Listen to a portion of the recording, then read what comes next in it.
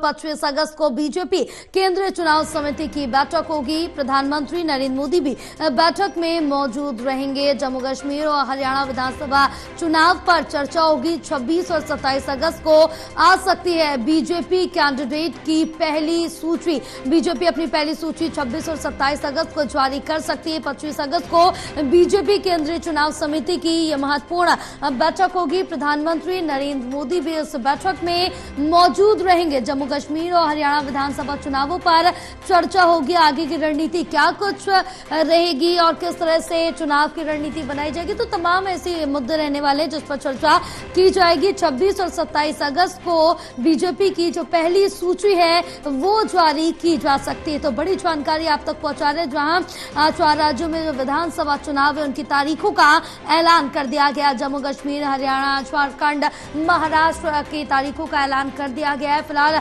अब सभी दल बहरहाल यहां पर अब तैयारियों में जुट चुके हैं और पुरजोर तरीके से जमीनी स्तर पर मजबूती से उतरते हुए नजर आ रहे हैं। तो वहीं अगर बात हम इस समय जम्मू कश्मीर और हरियाणा की करें तो दोनों के ही विधानसभा चुनावों पर चर्चा की जा सकती है इस बैठक के अंतर्गत। तो बताते चले कि 25 अगस्त को बीजेपी केंद्रीय चुनाव समिति की बैठक होगी। प्रधानमंत्री नरेंद्र मोदी भी इस बैठक में मौजूद रहेंगे। जम्मू कश्मीर और हरियाणा विधानसभा चुनावों पर चर्चा की जाएगी इस बैठक के अंतर्गत कि आगे की रणनीति कैसे रहने वाली है, किस तरह से चुनाव संपन्न कराए जाएंगे। बहरहाल बताते चले कि 26 और 27 अगस्त को बीजेपी की पहली जो कैंडिडेट की लिस्ट है वो सामने आ सकती। बीजेपी अपनी पहली लिस्ट 26 या 27 अगस्त को जारी कर सकती है।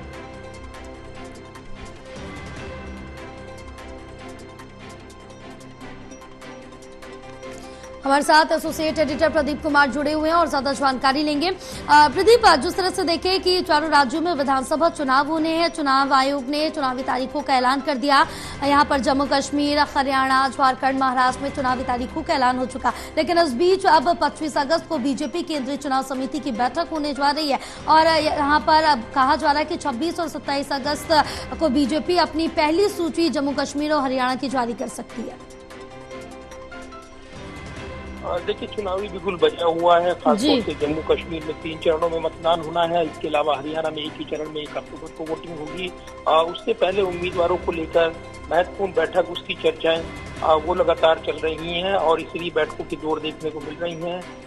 बीजेपी की केंद्रीय चुनाव समिति की बैठक 25 अगस्त को बुलाई गई है दिल्ली में और माना जा रहा है कि इसमें केंद्रीय चुनाव समिति की बैठक में उम्मीदवारों के नामों को लेकर मंथन होगा। जम्मू कश्मीर और इसके अलावा जो हरियाणा में उम्मीदवारों के नाम तय करने हैं उस पर मोहर लगाई जाएगी। इसके अलावा प्रदेश की इकाई भी वो भी अलग अलग बैठक कर रही है और उसमें उम्मीदवारों के चयन को लेकर वो नाम फाइनल कर रहे हैं।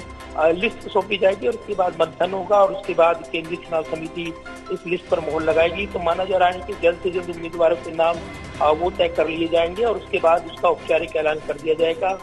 तो 25 तारीख तो देर रात भी लिस्ट आ सकती है, इस तरह की संभावनाएं जताई जा रही हैं। तो ये जरूर है कि केंद्रीय चुनाव समिति की बैठक और केंद्रीय चुनाव समिति की बैठक में खुद प्रधानमंत्री नरेंद्र मोदी की मौजूदगी रहेगी। मोहर लगेगी उम्मीदवारों के चयन को लेकर, उसके बाद औपचारिक ऐलान होगा।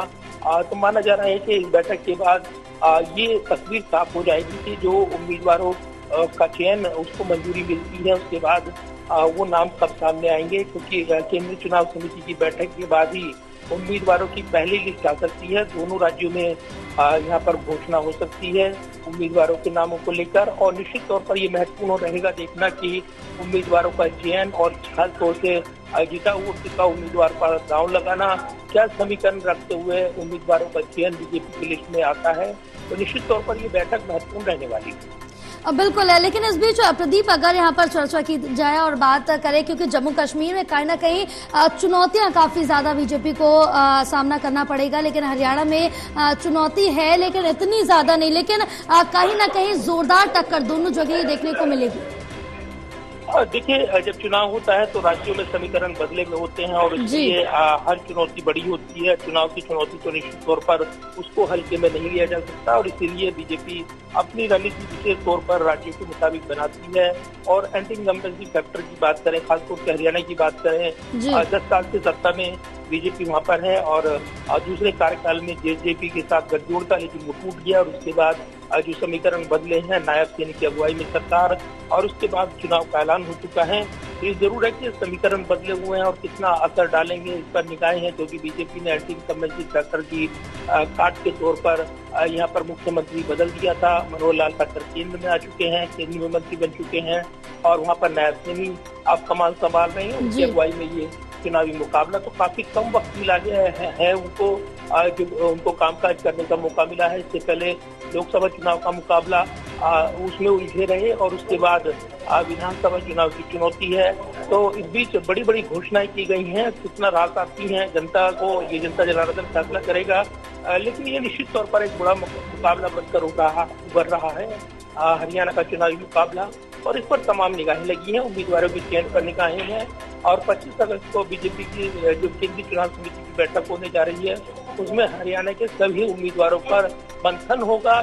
लेकिन ये चर्चाएं है कि पहली लिस्ट में सभी नामों का ऐलान न किया जाए, कुछ नाम होल्ड पर रख लिए जाए, यानी ये संभावना बनी रहेगी। तो फिलहाल ये तस्वीर साफ होगी जब बैठक होगी और उसके बाद जानकारी सामने आएगी, लेकिन एक बड़ा दांव बीजेपी चलती नजर आ सकती है उम्मीदवारों के चयन के तौर पर, कई समीकरण साफ से नजर आ सकते हैं। बिल्कुल, क्योंकि प्रदीप जिस तरह से देखिए कि अब वक्त काफी कम बचा हुआ है, अब मुश्किल 1 महीने का हरियाणा में बात की जाए तो वक्त बचा हुआ है और इसके साथ ही अगर देखें तो कहीं ना कहीं चुनाव पहले हरियाणा में होने से तो विपक्ष की तरफ से निशाना साधा जा रहा है और इसका फायदा बीजेपी किस तरह से उठाती है या फिर इसका नुकसान विपक्ष को होता है, ये भी देखना काफी ज्यादा दिलचस्प होगा। देखिए, कई समीकरण ध्यान में रखते हुए बीजेपी हरियाणा के चुनावी मुकाबले को लड़ रही है, ये दिखाई देता है और इसलिए प्रदेश इकाई की ओर से भी बैठकों के सिलसिले में शुरू हुए हैं। इसके अलावा जो राज्य के कोर ग्रुप हैं, इसके अलावा संगठन को चुस्त दुरुस्त बनाने के लिए पार्टी ने कई कदम उठाए हैं और अब जबकि राज्यसभा का चुनावी मुकाबला भी तय हो गया है, किरण चौधरी को मैदान में उतार दिया गया है, आज नामांकन भर दिया है, तो पार्टी की प्राथमिकता पहले राज्यसभा चुनाव में जीत हासिल करना और उसके बाद विधानसभा चुनाव को लेकर तैयारी को तेज करना होगा।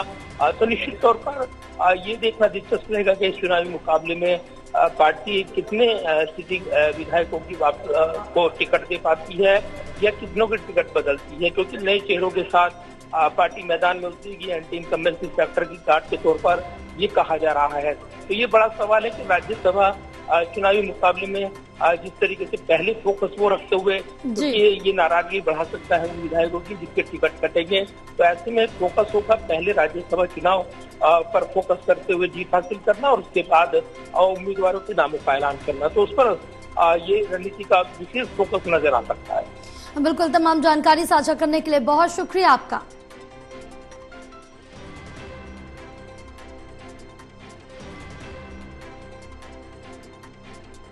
तो इस वक्त की बड़ी जानकारी आप तक पहुंचा रहे हैं, जहां आपको बताते चले कि अब जिस तरह से देखिए कि चुनावी तारीखों का ऐलान हो चुका है, जिसके बाद अब बीजेपी की तरफ से ये चुनाव समिति की बैठक होगी जिसमें प्रधानमंत्री नरेंद्र मोदी भी इस बैठक में मौजूद रहेंगे। बहरहाल जम्मू कश्मीर और हरियाणा विधानसभा चुनावों पर चर्चा होगी, आगे की रणनीति तय की जाएगी। 26 और 27 अगस्त को बीजेपी की पहली सूची सामने आ सकती है, यानी कि बीजेपी अपनी पहली सूची, अपनी पहली लिस्ट उम्मीदवारों की जारी कर सकती है।